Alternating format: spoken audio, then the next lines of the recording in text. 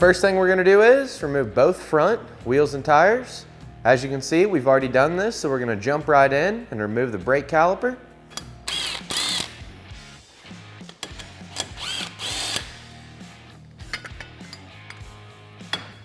We'll just slide it out of the way for the time being. Then we're going to go ahead and remove our cotter pin from our castle nut. We've already done this, so we're going to go ahead and remove the castle nut. Then we're going to remove the hub. Then we're going to remove our nuts from our upper ball joint, lower ball joint, and shock.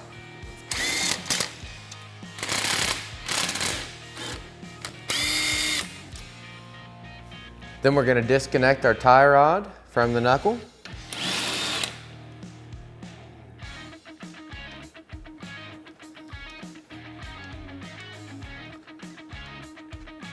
If it's stuck, sometimes you may have to get a hammer and hit it right here. Usually you can hit it one time and it'll free itself up. Then we're going to disconnect our upper ball joint bolt. Just pick up on the knuckle, relieve some tension from it, pull it out, let it drop down just like that. Then we're going to grab a ratchet strap, wrap it around the cage, pick up on the upper A-arm, remove the shock bolt.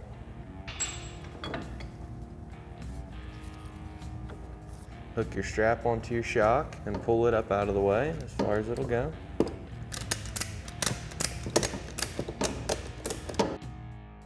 We're going to go ahead and disconnect the sway bar link from the A-arm.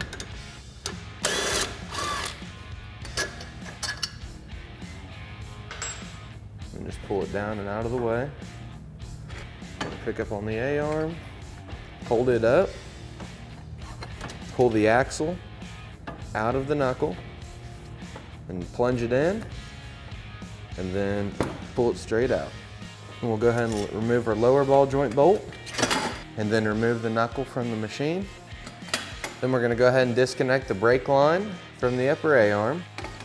And what I like to do is just take the brake line and all the caliper and everything, sit it up here, hang it over top of the shock just to get it out of the way. Then we're going to go ahead and remove all the hardware, securing the A-arms to the frame of the machine.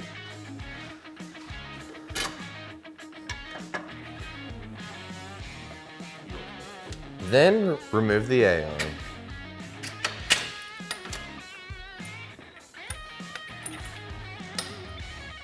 The next thing we're going to do is disconnect the tie rod from the rack and pinion. But before we do that, we're going to have to cut the zip ties off the boot on the outside, as well as the inside. Once we've done that, we'll go ahead and grab the boot, pull it down and out of the way. We'll get a pair of adjustable pliers and an adjustable wrench. We'll grab a hold of it and then break it loose.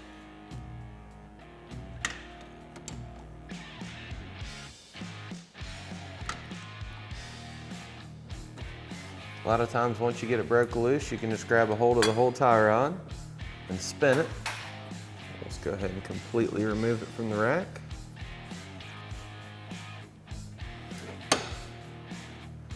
Repeat all these steps for the opposite side. The next thing that we're going to be doing is installing our steering stops as well as our new tie rods. So we're going to grab the steering stop out of the kit. And we're just going to slide it right over the shaft of the rack and pinion. Then we're going to grab our inner ball and socket. We're going to take a little bit of Loctite and apply it to the threads, making sure that we get a good even coat. And we're going to go ahead and thread it into the rack and pinion. Once we have it in there as tight as we can get it with our hand, we're going to go ahead and fully tighten it. Now we're going to grab our tie rod and thread it onto the stud of our inner ball and socket.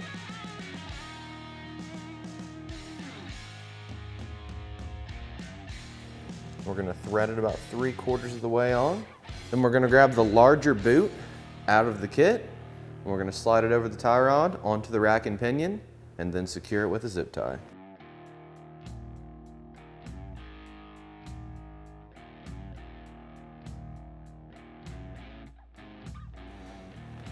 Put one zip tie out here on the outer portion of the boot. Just get it nice and tight.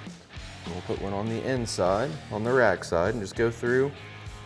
I like to just take my finger and just go all the way around, make sure that that boot is all the way up on the rack and pinion.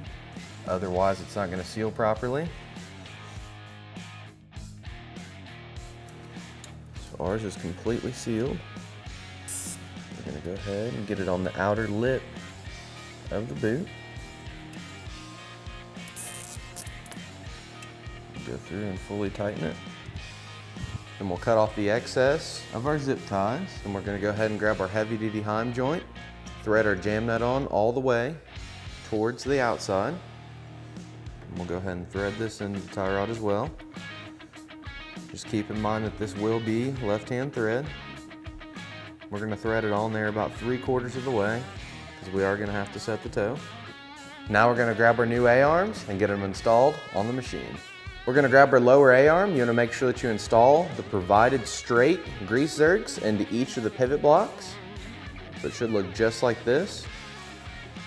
We got our A-arms pre-installed with ball joints as well as bushings, so they're ready to go on the machine.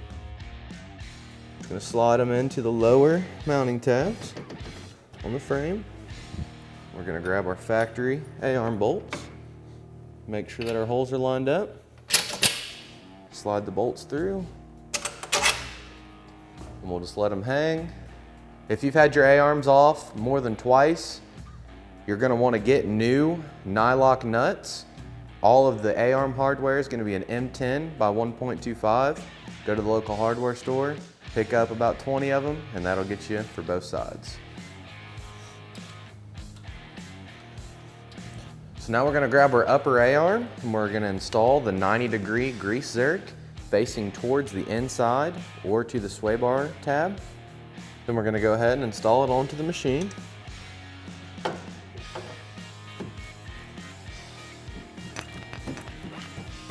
Now we're going to go ahead, put all of our nuts on each of the bolts we just installed for our A-arms, go ahead and fully tighten them, and then we're going to get our axle installed. Now it's time to reinstall your axles. You can use your factory axles, but today we decided to upgrade to SuperATV's Rhino X300 axle. It installs just the same as a factory axle.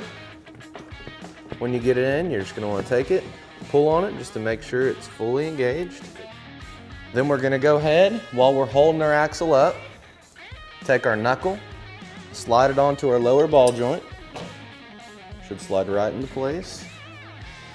We're going to grab a bolt, go ahead and slide it through, and we're going to take our axle,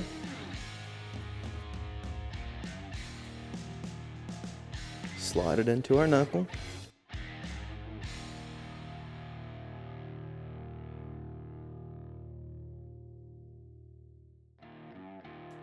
then we're going to grab our upper A-arm and slide it into the knuckle as well. Grab a bolt, slide it through. We're going to take our shock loose.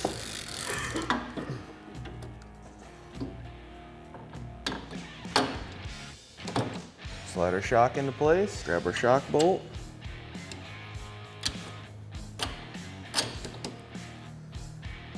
Then we'll go ahead and reattach the sway bar.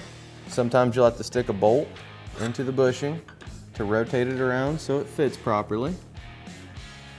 Then we'll go through and put nuts on each of the bolts that we previously installed.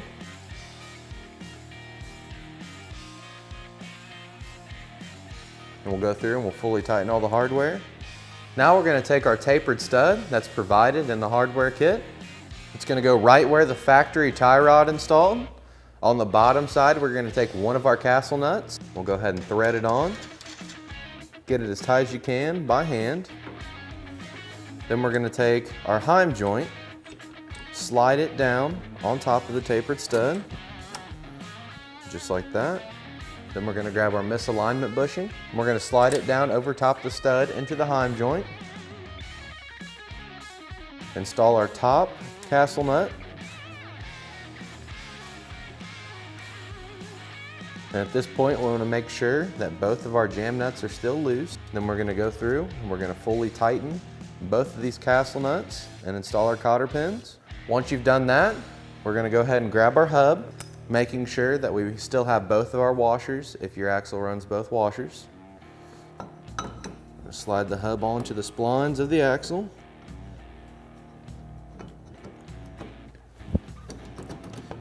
Get it started, then wiggle it. It'll go right on. Put your washers on. Then reinstall your castle nut.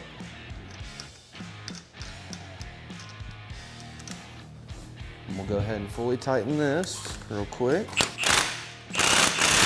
And you'll want to take your cotter pin. We got all new cotter pins. Every time I take something apart, I like to put new cotter pins in. Just spin that cotter pin just like that. We're going to grab our brake caliper. Slide it down onto the rotor. We'll grab the brake caliper hardware. Go ahead and get it reinstalled. Then you're going to want to grab the provided brake line clips and install one of them below the factory brake line clip and then two of them above it. So it should look just like this. Then we're going to use the provided hardware to attach the brake line to the AArm. Just make sure you get them started good and straight by hand first, and then only tighten these with a ratchet. Make sure you do not use an impact because they will strip out easily. And then for the rest of the holes, go ahead and use the provided hardware, then go through and fully tighten them with a ratchet. The next thing we're going to do is set the toe, so you need to go ahead, reinstall your wheels and tires, get the machine sat back down on the ground. We got Corey here helping us today. We're going to roll the machine back and forth about 5 times to get the suspension settled, then we're going to start measuring.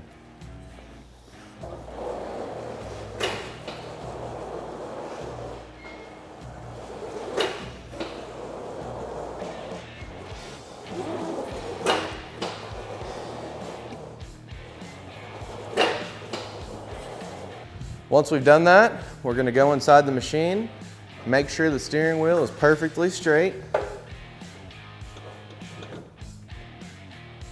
And then we're going to measure from the center line on the front of this tire to the center line on the front of that tire. Looks like we're at 56.5.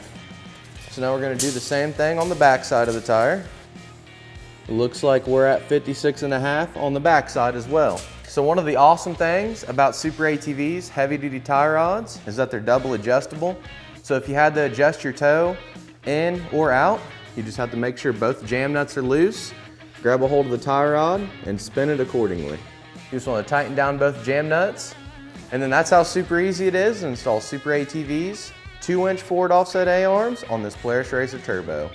For more information on these AArms or any of SuperATV's great products, feel free to give us a call at 855-743-3427 or check us out online at superatv.com. Thanks for watching, and we'll catch you next time.